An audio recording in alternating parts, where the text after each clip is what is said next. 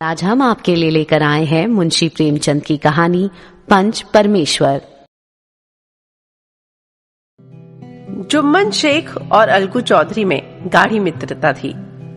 साझे में खेती होती थी, कुछ लेन देन में भी साझा था। एक को दूसरे पर अटल विश्वास था। जुम्मन जब हज करने गए थे तब अपना घर अलगू को सौंप गए थे और अलगू जब कभी बाहर जाते तो जुम्मन पर अपना घर छोड़ देते थे। उनमें न खाना पाना का व्यवहार था, न धर्म का नाता, केवल विचार मिलते थे और मित्रता का मूल मंत्र भी यही है। इस मित्रता का जन्म उसी समय हुआ जब दोनों मित्र बालक ही थे और जुम्मन के पूज्य पिता जुमराती उन्हें शिक्षा प्रदान करते थे। अलगू ने गुरुजी की बहुत सेवा की थी, खूब प्याले धोए। उनका हुक्का एक क्षण के लिए भी विश्राम न लेने पाता था, क्योंकि प्रत्येक चिलम अलगू को आध घंटे तक किताबों से अलग कर देती थी। अलगू के पिता पुराने विचारों के मनुष्य थे। उन्हें शिक्षा की अपेक्षा गुरु की सेवा शुश्रूषा पर अधिक विश्वास था। वह कहते थे कि विद्या पढ़ने से नहीं आती, जो कुछ होता है गुरु के आशीर्वाद से। बस गुरु जी की कृपा दृष्टि चाहिए। अतएव यदि अलगू पर जुमराती शेख के आशीर्वाद अथवा सत्संग का कुछ फल ना हुआ तो ये मानकर संतोष कर लेना कि विद्योपार्जन में मैंने यथाशक्ति कोई बात उठा नहीं रखी। विद्या उसके भाग्य ही में ना थी तो कैसे आती। मगर जुमराती शेख स्वयं आशीर्वाद के कायल न थे। उन्हें अपने सोटे पर अधिक भरोसा था और उसी सोटे के प्रताप से आज पास के गांव में जुम्मन की पूजा होती थी। उनके लिखे हुए रहननामे या बैनामे पर कचहरी का मुहर्रिर भी कदम न उठा सकता था। हल्के का टाकिया, कांस्टेबल और तहसील का चपरासी सब उनकी कृपा की आकांक्षा रखते थे। अतएव अलगू का मान उसके धन के कारण था, तो जुम्मन शेख अपनी अनमोल विद्या से ही सबके आदर पात्र बने थे। जुम्मन शेख की एक बूढ़ी खाला थी। उसके पास कुछ थोड़ी सी मिल्कियत थी, परंतु उसके निकट संबंधियों में कोई ना था। जुम्मन ने लंबे चौड़े वादे करके वो मिल्कियत अपने नाम लिखवा ली थी। जब तक दान पत्र की रजिस्ट्री ना हुई थी तब तक खाला जान का खूब आदर सत्कार किया गया। उन्हें खूब स्वादिष्ट पदार्थ खिलाए गए। हलवे पुलाव की वर्षा सी की गई, पर रजिस्ट्री की मोहर ने इन खातिरदारियों पर भी मानो मोहर लगा दी। जुम्मन की पत्नी करीमन रोटियों के साथ कड़वी बातों के कुछ तेज तीखे सालन भी देने लगी। जुम्मन शेख भी निठुर हो गए। अब बेचारी खाला जान को प्राय नित्य ही ऐसी बातें सुननी पड़ती थी। बुढ़िया ना जाने कब तक जिएगी, 2-3 बीघे उसर क्या दे दिया, मानो मोल ले लिया है। बघारी दाल के बिना रोटियां नहीं उतरती। जितना रुपया इसके पेट में झोंक चुके उतने से तो अब तक गांव मोल ले लेते। कुछ दिन खाला जान ने सुना और सहा, पर जब ना सहा गया तब जुम्मन से शिकायत की। जुम्मन ने स्थानीय कर्मचारी गृह स्वामी के प्रबंध देना उचित न समझा। कुछ दिन तक यूं ही रो धोकर काम चलता रहा। अंत में एक दिन खाला ने जुम्मन से कहा, बेटा तुम्हारे साथ निर्वाह ना होगा, तुम मुझे रुपए दे दिया करो, मैं अपना पका खा लूंगी। जुम्मन ने धृष्टता के साथ उत्तर दिया, रुपए क्या यहां फलते हैं? खाला ने नम्रता से कहा, मुझे कुछ रूखा सूखा चाहिए भी कि नहीं? जुम्मन ने गंभीर स्वर में जवाब दिया, तो कोई ये थोड़ी ही समझा था कि तू मौत से लड़कर आई हो। खाला बिगड़ गई। उन्होंने पंचायत करने की धमकी दी। जुम्मन हंसे, जिस तरह कोई शिकारी हिरन को जाली की तरफ जाते देखकर मन ही मन हंसता है, और बोले, हाँ जरूर पंचायत करो, फैसला हो जाए। मुझे भी ये रात दिन की खटखट पसंद नहीं। पंचायत में किसकी जीत होगी इस विषय में जुम्मन को कुछ भी संदेह ना था। आसपास के गांव में ऐसा कौन था उसके अनुग्रहों का ऋणी ना हो? ऐसा कौन था जो उसको शत्रु बनाने का साहस कर सके? किसमें इतना बल था जो उसका सामना कर सके? आसमान के फरिश्ते तो पंचायत करने आवेंगे ही नहीं। इसके बाद कई दिन तक बूढ़ी खाला हाथ में लकड़ी लिए आसपास के गांव में दौड़ती रही। कमर झुककर कमान हो गई थी।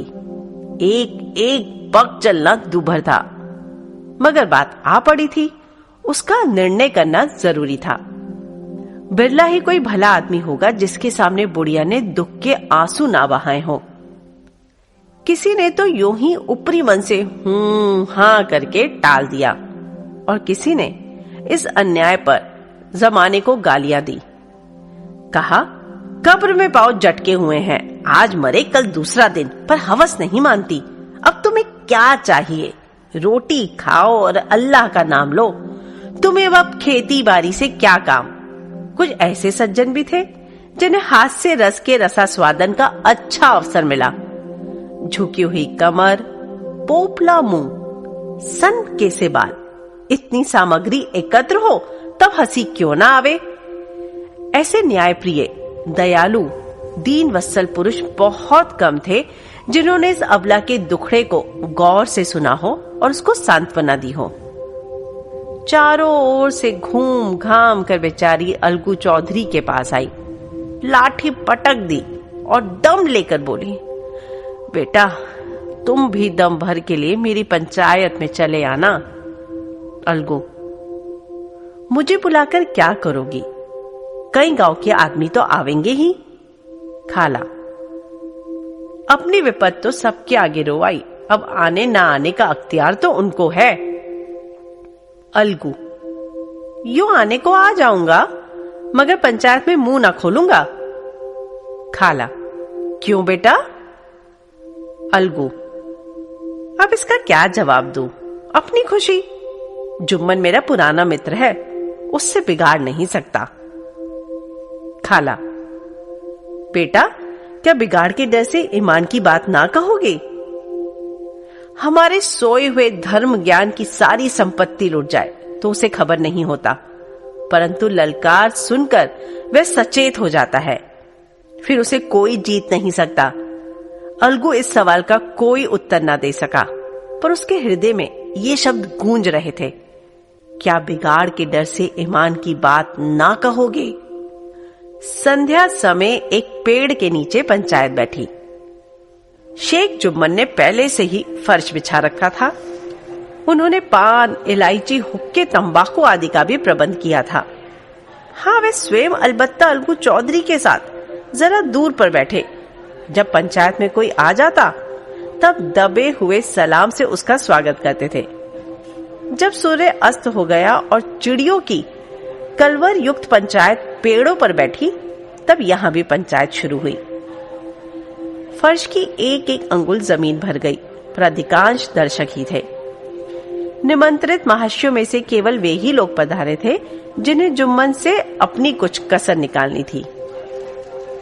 एक कोने में आग सुलग रही थी। नाई ताबड़तोड़ चिलम भर रहा था।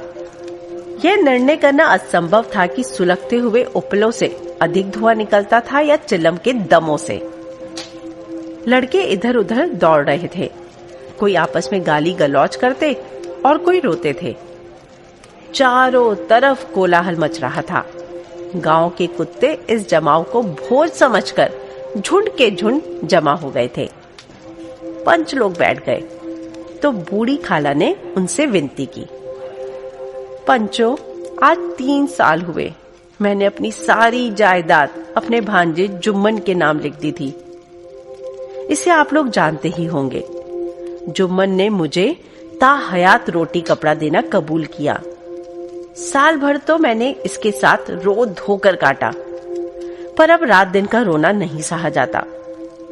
मुझे ना पेट की रोटी मिलती है, ना तन का कपड़ा। बेकस बेवा हूं, कचेरी दरबार नहीं कर सकती। तुम्हारे सिवा और किसको अपना दुख सुनाऊं? तुम लोग जो राह निकाल दो उसी पर चलूं। अगर मुझ में कोई ऐब देखो तो मेरे मुंह पर थप्पड़ मारो। जो मन में बुराई देखो तो उसे समझाओ क्यों एक बेकस की आह लेता है। मैं पंचों का हुक्म सिर माथे पर चढ़ाऊंगी। रामधन मिश्र, जिनके कई असामियों को जुम्मन ने अपने गांव में बसा लिया था, बोले, जुम्मन मियां, किसे पंच बदते हो? अभी से इसका निपटारा कर लो, फिर जो कुछ पंच कहेंगे वही मानना पड़ेगा। जुम्मन को इस समय सदस्यों में विशेषकर वे ही लोग देख पड़े जिनसे किसी न किसी कारण उसका वैमनस्य था। जुम्मन बोले, पंचों का हुक्म अल्लाह का हुक्म है। खाला जान जिसे चाहे उसे बदे, मुझे कोई उज्र नहीं।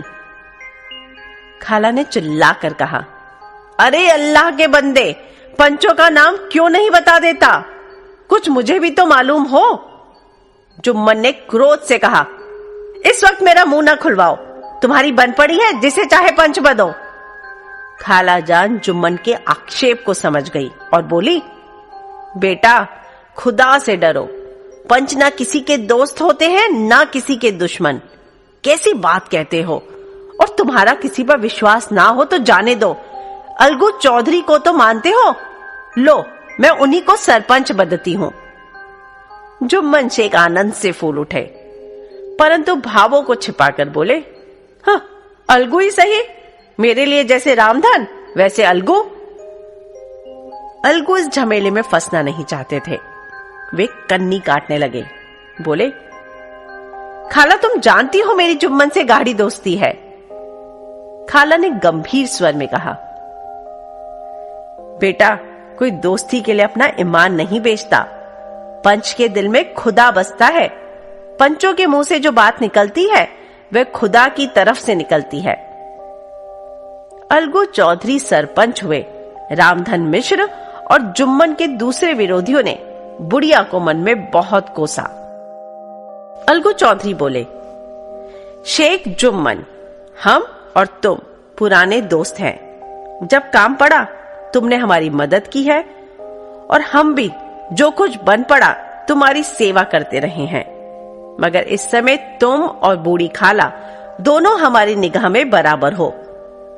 तुमको पंचों से जो कुछ अर्ज करनी हो करो। जुम्मन को पूरा विश्वास था कि अब बाजी मेरी है। अलगू यह सब दिखावे की बातें कर रहा है, अतएव शांत चित होकर बोले, पंचों, 3 साल हुए खाला जान ने मेरी जायदाद मेरे नाम हिब्बा कर दी थी। मैंने उन्हें ताहयात खाना कपड़ा देना कबूल किया था। खुदा गवाह है, आज तक मैंने खाला जान को कोई तकलीफ नहीं दी। मैं उन्हें अपनी मां समझता हूं। उनकी खिदमत करना मेरा फर्ज है। मगर औरतों में जरा अनबन रहती है, उसमें मेरा क्या बस है। खाला जान मुझसे माहवार खर्च अलग मांगती है। जायदाद जितनी है वह पंचों से छिपी नहीं। उससे इतना मुनाफा नहीं होता कि माहवार खर्च दे सकूं। इसके अलावा हिब्बा नामे में माहवार खर्च का कोई जिक्र नहीं तो मैं भूल कर भी इस झमेले में ना पड़ता। बस मुझे यही कहना है। आइंदा पंचों का अख्तियार है, जो फैसला चाहे करो। अलगू चौधरी को हमेशा कचहरी में काम पड़ता था, अतएव वह पूरा कानूनी आदमी था। उसने जुम्मन से जरह शुरू की। एक एक प्रश्न जुम्मन के हृदय पर हथौड़ी की चोट की तरह पड़ता था। रामधन मिश्र इन प्रश्नों पर मुग्ध हुए जाते थे। जुम्मन चकित थे कि अलगू को क्या हो गया। अभी ये अलगू मेरे साथ बैठा हुआ कैसी कैसी बातें कर रहा था, इतनी ही देर में ऐसी काया पलट हो गई कि मेरी जड़ खोदने पर तुला हुआ है। ना मालूम कब की कसर ये निकाल रहा है। क्या इतने दिनों की दोस्ती कुछ भी काम ना आवेगी? जुम्मन शेख तो इसी संकल्प विकल्प में पड़े हुए थे कि इतने में अलगू ने फैसला सुनाया। जुम्मन शेख, पंचों ने इस मामले पर विचार किया। उन्हें यह नीति संगत मालूम होता है कि खाला जान को माहवार खर्च दिया जाए। हमारा विचार है कि खाला की जायदाद से इतना मुनाफा अवश्य होता है कि माहवार खर्च दिया जा सके। बस यही हमारा फैसला है। अगर जुम्मन को खर्च देना मंजूर ना हो तो हिब्बानामा रद्द समझा जाए। ये फैसला सुनते ही जुम्मन सन्नाटे में आ गए। जो अपना मित्र हो वो शत्रु का व्यवहार करे और गले पर छुरी फेरे, इसे समय के हेर फेर के सिवा और क्या कहें। जिस पर पूरा भरोसा था उसने समय पड़ने पर धोखा दिया। ऐसे ही अवसरों पर झूठे सच्चे मित्रों की परीक्षा की जाती है। यही कलयुग की दोस्ती है। अगर लोग ऐसे कपटी धोखेबाज ना होते तो देश में आपत्तियों का प्रकोप क्यों होता। यह हैजा, प्लेग आदि व्याधियां दुष्कर्मों के ही दंड हैं। मगर रामधन मिश्र और अन्य पंच अलगू चौधरी की इस नीति परायणता की प्रशंसा जी खोलकर कर रहे थे। वे कहते थे, इसका नाम पंचायत है, दूध का दूध और पानी का पानी कर दिया। दोस्ती दोस्ती की जगह है, किंतु धर्म का पालन करना मुख्य है। ऐसे ही सत्यवादियों के बल पर पृथ्वी ठहरी है, नहीं तो वह कब की रसातल को चली जाती। इस फैसले ने अलगू और जुम्मन की दोस्ती की जड़ हिला दी। अब वे साथ साथ बातें करते नहीं दिखाई देते। इतना पुराना मित्रता रूपी वृक्ष सत्य का एक झोंका भी न सह सका। सचमुच वह बालू की ही जमीन पर खड़ा था। उनमें अब शिष्टाचार का अधिक व्यवहार होने लगा। एक दूसरे की आवभगत ज्यादा करने लगा। वे मिलते जुलते थे, मगर उसी तरह जैसे तलवार से ढाल मिलती है। जुम्मन के चित्त में मित्र की कुटिलता आठों पहर खटका करती थी। उसे हर घड़ी यही चिंता रहती थी कि किसी तरह बदला लेने का अवसर मिले। अच्छे कामों की सिद्धि में बड़ी देर लगती है, पर बुरे कामों की सिद्धि में ये बात नहीं होती। जुम्मन को भी बदला लेने का अवसर जल्द ही मिल गया। पिछले साल अलगू चौधरी बटेसर से बैलों की एक बहुत अच्छी गोई मोल लाए थे। बैल पचाही जाति के सुंदर बड़े बड़े सींग वाले थे। महीनों तक आसपास के गांव के लोग दर्शन करते रहे। देवयोग से जुम्मन की पंचायत के 1 महीने बाद इस जोड़ी का एक बैल मर गया। जुम्मन ने दोस्तों से कहा, ये दगाबाजी की सजा है। इंसान सब्र भले ही कर जाए, पर खुदा नेकबद सब देखता है। अलगू को संदेह हुआ कि जुम्मन ने बैल को विष दिला दिया है। चौधराइन ने भी जुम्मन पर ही इस दुर्घटना का दोषारोपण किया। उसने कहा, जुम्मन ने कुछ कर करा दिया है। चौधराइन और करीमन में इस विषय पर एक दिन खूब ही वाद विवाद हुआ। दोनों देवियों ने शब्द बाहुल्य की नदी बहा दी। व्यंग्य, वक्तोक्ति, अनियोक्ति और उपमा आदि अलंकारों में बातें हुई। जुम्मन ने किसी तरह शांति स्थापित की। उन्होंने अपनी पत्नी को डांट डपट कर समझा दिया। वे उसे उस रणभूमि से हटा भी ले गए। उधर अलगू चौधरी ने समझाने बुझाने का काम अपने तर्कपूर्ण सौटे से किया। अब अकेला बैल किस काम का। उसका जोड़ बहुत ढूंढा गया पर ना मिला। निदान ये सलाह ठहरी कि इसे बेच डालना चाहिए। गांव में एक समझू साहू थे। वे इक्का गाड़ी हाँकते थे। गांव के गुड़ घी लाद कर मंडी ले जाते। मंडी से तेल नमक भर लाते और गांव में बेचते। इस बैल पर उसका मन लहराया। उसने सोचा, ये बैल हाथ लगे तो दिन भर में बेखटके 3 खेप हो। आजकल तो एक ही खेप में लाले पड़ते हैं। बैल देखा, गाड़ी में दौड़ाया, बाल भौरी की पहचान कराई, मोल तोल किया और उसे लाकर द्वार पर बांध ही दिया। 1 महीने में दाम चुकाने का वादा ठहरा। चौधरी को भी गरज थी, घाटे की परवाह ना की। समझू साहू ने नया बैल पाया तो लगी उसे रगेदने। एक दिन में 3-3, 4-4 खेपे करने लगे। ना चारे की फिक्र थी ना पानी की, बस खेपों से काम था। मंडी ले गए, वहां कुछ सूखा भूसा सामने डाल दिया। बेचारा जानवर अभी दम भी न लेने पाया था कि फिर जोत दिया। अलगू चौधरी के घर था तो चैन की बंसी बजती थी। बैलराम छठे छमाहे कभी बहली में जोते जाते थे। खूब उछलते कूदते और कोसों तक दौड़ते चले जाते थे। वहां बैलराम का रातिब था। साफ पानी, दली हुई अरहर की दाल और भूसे के साथ खली। और यही नहीं, कभी कभी घी का स्वाद भी चखने को मिल जाता था। शाम सवेरे एक आदमी खरहरे करता, पोंछता और सहलाता था। कहां वह सुख चैन, कहां ये आठों पहर कहीं खपत। महीने भर ही में वह पिस सा गया। इक्के का यह जुआ देखते ही उसका लहू सूख जाता था।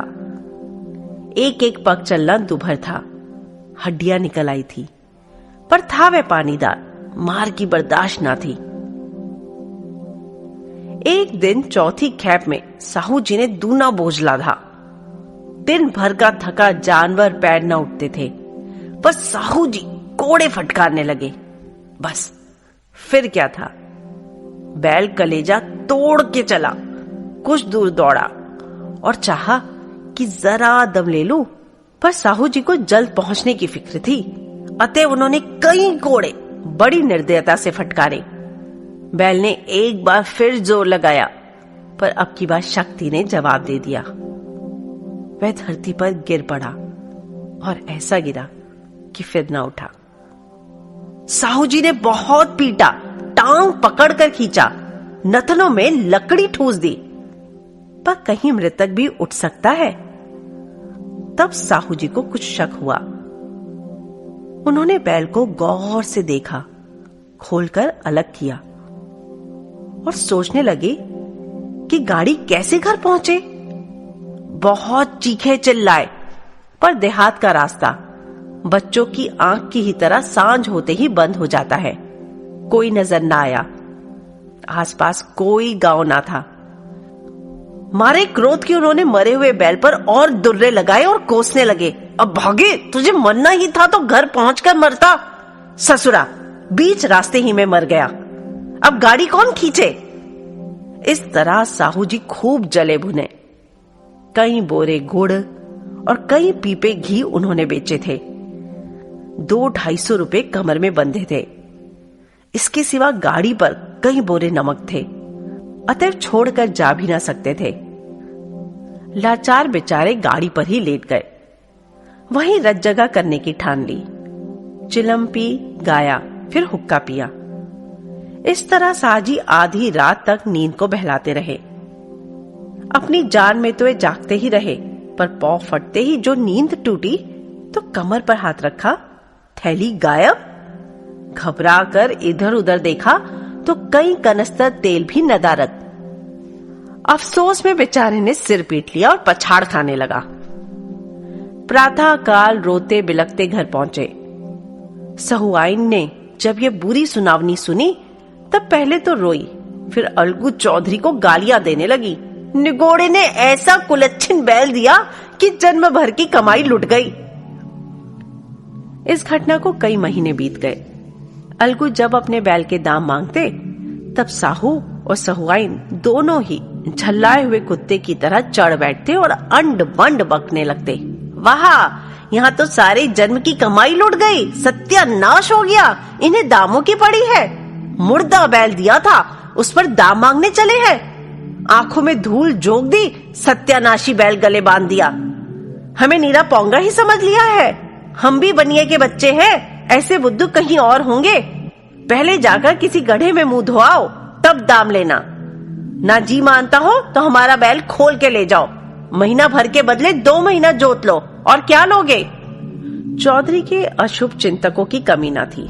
ऐसे अवसर पर वे भी एकत्र हो जाते और साहू जी के बराने की पुष्टि करते। परंतु 150 रुपए से इस तरह हाथ धो लेना आसान ना था। एक बार भी गरम पड़े, साहू जी बिगड़कर लाठी ढूंढने घर चले गए। तब सहुआइन ने मैदान लिया। प्रश्नोत्तर होते होते हाथापाई की नौबत आ पहुंची। सहुआइन ने घर में घुसकर किवाड़ बंद कर लिए। शोरगुल सुनकर गांव के भले मानस घर से निकले। वे परामर्श देने लगे कि इस तरह से काम ना चलेगा, पंचायत कर लो, कुछ तय हो जाए उसे स्वीकार कर लो। साहू जी राजी हो गए। अलगू ने भी हामी भर ली। पंचायत की तैयारियां होने लगी। दोनों पक्षों ने अपने अपने दल बनाने शुरू किए। इसके बाद तीसरे दिन उसी वृक्ष के नीचे पंचायत बैठी। वही संध्या का समय था। खेतों में कौवे पंचायत कर रहे थे। विवादाग्रस्त विषय था। ये कि मटर की फलियों पर उनका कोई स्वत्व है या नहीं, और जब तक ये प्रश्न हल ना हो जाए तब तक वे रखवाले की पुकार पर अपनी अप्रसन्नता प्रकट करना आवश्यक समझते थे। पेड़ की डालियों पर बैठी शुकमंडली में ये प्रश्न छिड़ा हुआ था कि मनुष्यों को उन्हें वैसु रौवत कहने का क्या अधिकार है, जब उन्हें स्वयं अपने मित्रों से दगा करने में भी संकोच नहीं होता। पंचायत बैठ गई तो रामधन मिश्र ने कहा, अब देरी क्या है, पंचों का चुनाव हो जाना चाहिए। बोलो चौधरी, किस किस को पंच बदते हो? अलगू ने दीन भाव से कहा, समझू साहू ही चुन ले। समझू खड़े हुए और कड़ कर बोले, मेरी ओर से जुम्मन शेख। जुम्मन का नाम सुनते ही अलगू का कलेजा धक धक करने लगा, मानो किसी ने अचानक थप्पड़ मार दिया हो। रामधन अलगू के मित्र थे, वह बात को ताड़ गए। पूछा, क्यों चौधरी, तुम्हें कोई उज्र तो नहीं? चौधरी ने निराश होकर कहा, नहीं, मुझे क्या उज्र होगा। अपने उत्तरदायित्व का ज्ञान बहुधा हमारे संकुचित व्यवहारों का सुधारक होता है। हम राह भूलकर भटकने लगते हैं, तब यही ज्ञान हमारा विश्वसनीय पथ प्रदर्शक बन जाता है। पत्र संपादक अपनी शांति कुटी में बैठा हुआ कितनी धृष्टता और स्वतंत्रता के साथ अपनी प्रबल लेखनी से मंत्रिमंडल पर आक्रमण करता है, परंतु ऐसे अवसर आते हैं जब वह स्वयं मंत्रिमंडल में सम्मिलित होता है। मंडल के भवन में पग धरते ही उसकी लेखनी कितनी मर्मज्ञ, कितनी विचारशील, कितनी न्यायपरायण हो जाती है। इसका कारण उत्तरदायित्व का ज्ञान है। नवयुवक युवा अवस्था में कितना उद्दंड रहता है, माता पिता उसकी ओर से कितने चिंतित रहते हैं, वे उसे कुल कलंक समझते हैं, परंतु थोड़े ही समय में परिवार का बोझ सिर पर पड़ते ही वह अव्यवस्थित चित्त उन्मत्त युवक कितना धैर्यशील, कैसा शांत चित्त हो जाता है। यह भी उत्तरदायित्व के ज्ञान का फल है। जुम्मन शेख के मन में भी सरपंच का उच्च स्थान ग्रहण करते ही अपनी जिम्मेदारी का भाव पैदा हुआ। उसने सोचा, मैं इस वक्त न्याय और धर्म के सर्वोच्च आसन पर बैठा हूँ। मेरे मुंह से इस समय जो कुछ निकलेगा वह देववाणी के सदृश है, और देववाणी में मेरे मनोविकारों का कदापि समावेश न होना चाहिए। मुझे सत्य से जौ भर भी टलना उचित नहीं। पंचों ने दोनों पक्षों से सवाल जवाब शुरू किए। कुछ देर तक दोनों दल अपने अपने पक्ष का समर्थन करते रहे। इस विषय में तो सब सहमत थे कि समझू को बैल का मूल्य देना चाहिए, परंतु वो महाशय इस कारण रियायत करना चाहते थे कि बैल के मर जाने से समझू को हानि हुई। उसके प्रतिकूल 2 सभ्य मूल के अतिरिक्त समझू को दंड भी देना चाहते थे, जिससे फिर किसी भी पशुओं के साथ ऐसी निर्दयता करने का साहस न हो। अंत में जुम्मन ने फैसला सुनाया। अलगू चौधरी और समझू साहू, पंचों ने तुम्हारे मामले पर अच्छी तरह विचार किया। समझू को उचित है कि बैल का पूरा दाम दे। जिस वक्त उन्होंने बैल लिया उसे कोई बीमारी ना थी। अगर उसी दिन दाम दे दिए जाते तो क्या आज समझू उसे फेर लेने का आग्रह ना करते? बैल की मृत्यु केवल इस कारण हुई कि उससे बड़ा कठिन परिश्रम लिया गया और उसके दाने चारे का कोई प्रबंध ना किया गया। रामधन मिश्र बोले, समझू ने बैल को जानबूझकर मारा है, अतएव उससे दंड लेना चाहिए। जुम्मन बोले, ये दूसरा सवाल है, हमको इससे कोई मतलब नहीं। झगड़ू साहू ने कहा, समझू के साथ कुछ रियायत होनी चाहिए। जुम्मन बोले, ये अलगू चौधरी की इच्छा पर निर्भर है, ये रियायत करे तो उनकी भलमानसी। अलगू चौधरी फूले न समाये, उठ खड़े हुए और जोर से बोले, पंच परमेश्वर की जय। इसके साथ ही चारों ओर से प्रतिध्वनि हुई, पंच परमेश्वर की जय। यह मनुष्य का काम नहीं, पंच में परमेश्वर वास करते हैं। यह उन्हीं की महिमा है। पंच के सामने खोटे को कौन खरा कह सकता है। थोड़ी देर बाद जुम्मन अलगू के पास आए और उनके गले लिपटकर बोले, भैया, जब से तुमने मेरी पंचायत की तब से मैं तुम्हारा प्राण घातक शत्रु बन गया था, पर आज मुझे ज्ञात हुआ कि पंच के पद पर बैठकर ना कोई किसी का दोस्त है ना दुश्मन। न्याय के सिवा उसे कुछ नहीं सोचता। आज मुझे विश्वास हो गया कि पंच की जबान से खुदा बोलता है। अलगू रोने लगा। इस पानी से दोनों के दिलों का मैल धुल गया।